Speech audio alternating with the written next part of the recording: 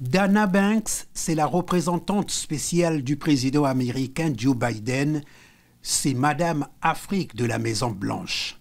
Pendant plus d'une heure, le chef du gouvernement et la directrice du Conseil de sécurité nationale pour l'Afrique ont abordé des thématiques relatives aux relations entre le Congo et les États-Unis d'Amérique, notamment la place des investissements et des investisseurs américains au Congo, le climat des affaires pour garantir les investissements et donner confiance aux investisseurs.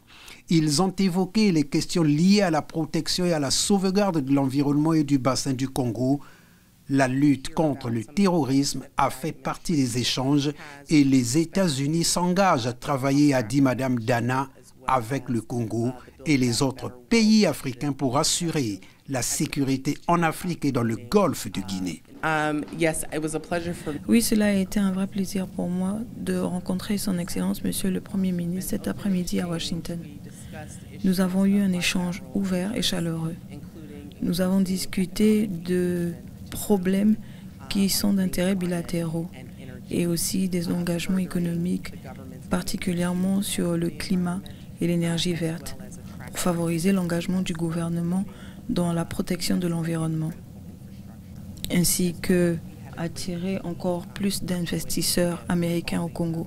Je pense que cela a plu au Premier ministre d'entendre quelques projets que l'administration Biden est en train de mettre en place, telles que les initiatives Afrique prospère et Reconstruisons un monde meilleur BBW, qui prennent en compte les économies en difficulté.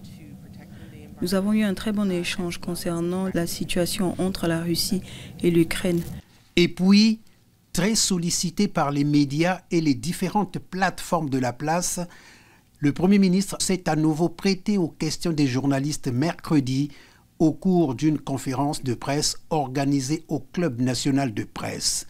Au cours de cette rencontre, les préoccupations des journalistes ont notamment porté sur les objectifs du séjour américain du Premier ministre, les grandes lignes du PND, les ressources qui vont soutenir ce plan et la place réservée à la jeunesse dans ce plan national de développement.